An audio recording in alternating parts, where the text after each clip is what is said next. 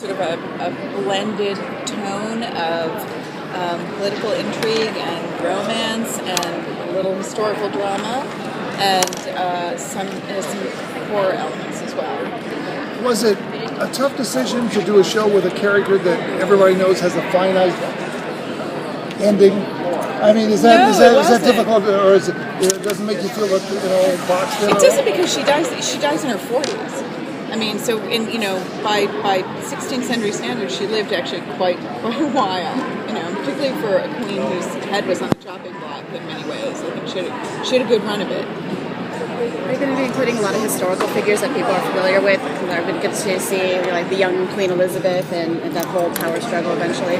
Yeah, I mean, we make reference to Queen Elizabeth in the first season. We talk about she's not currently on the throne of England, but she's waiting in the wings, and then at the court we have the historical figures, obviously, of Francis, Henry II, Catherine de' Medici, and Nostradamus, who were all actually at court together. Mary Queen of Scots is one of my favorite historical figures. What was it that made you decide that appealed to you about her story? I think because she struggled. Here's what I loved about her. I felt like she was sort of a parentless child in many ways. She was crowned at 6 days old. She was engaged at 6 months old. By the time she was 6 years old, she'd been engaged 3 times, and she'd been shipped off to France. So I love the notion of sort of a girl without a country whose entire life is devoted to her country. She was more or less raised in France. She had an arranged marriage that, by all accounts, wound up being a pretty happy marriage.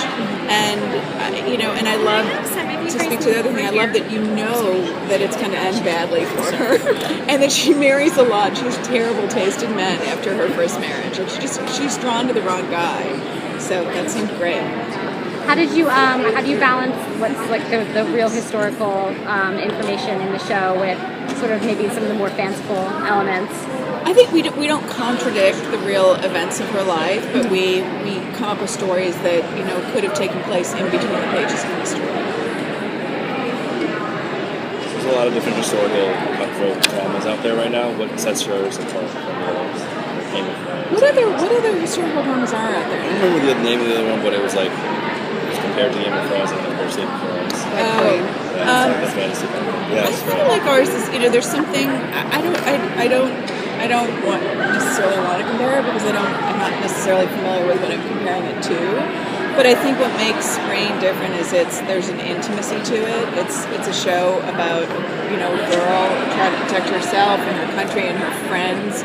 I think it has a very kind of high romantic quotient, and it has all the political intrigue and sexual intrigue that you would find in some of those other shows, but it also has a genre element to it, an ongoing mythology, and more than one actually.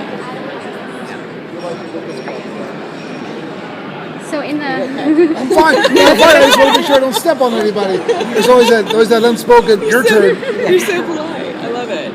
In the pilot, there seems to be a little bit of maybe a supernatural element to the show. Is that something that's going to progress as the season unfolds? Yeah, it'll be a thread through the series. There's definitely an undercurrent to it, and there's mythology, and it's I'm not really using the term supernatural. It may wind up being some more supernatural elements, but right now I feel like there's the superstitions of the time lend to so much of the horror element of the show, and that there's the way I always describe it is if people believe there's a thing in the woods that demands human sacrifice, there's going to be human sacrifice, whether there's a thing in the woods that's asking for it or not. And I think there's a barbarism to the times that is a nice balance to the incredibly privileged lives that these people live inside the castle. So we're leaning into it. Are there certain shows you're using or for reference or for inspiration on similarity to tone or how they handle certain elements? I think there were things I was inspired by, and I think that there's obviously a nod to the Tudors and to Game of Thrones, and to any show that's at sort of at a prep school in a way, because it's a bunch of young people who are thrown together in a home that really is a castle, that really in reality is like a city-state. So I think that all those dramas have been done so exquisitely, and that but it felt like there was room for one more that leaned into more of a Twilight novel. A really solid trend, and it felt like it was a very simple thing to imagine when you realize that these people, they had to marry who they had to marry, but there's no telling who they live their lives with. And that, that's an existent model. It's just that the reality of Mary Queen of Scots' life, that she was married for an alliance, seemed to open up that world a little bit for us, which is that, what if those two people loved each other, but for a time, the future King of France didn't think it was the right thing for his country? What if he looks at her and sees Afghanistan in a dress? It's a nice dress. And she looks beautiful in it, but that she would cost his country, just enormous bloodshed. Let's a little bit about the sets and the costumes. Everything looks very lush and very robust and stuff like that too. So how are you going to pull that off on a weekly television budget? We did it. We actually did it. We, we filmed in Ireland. We filmed in 2 castles in Ireland. We filmed the interiors in one castle called Charleville, and the exteriors at Ashford Castle. And then we have huge stages in Toronto and an extraordinary production designer. And they built them. And they built them beyond what actually those castles have. In reality, most castles, the rooms are quite small. And our sets are enormous. They're, they have incredible depth of field. They're really expansive. They're rich. It's great. I was kind of blown away when I went there.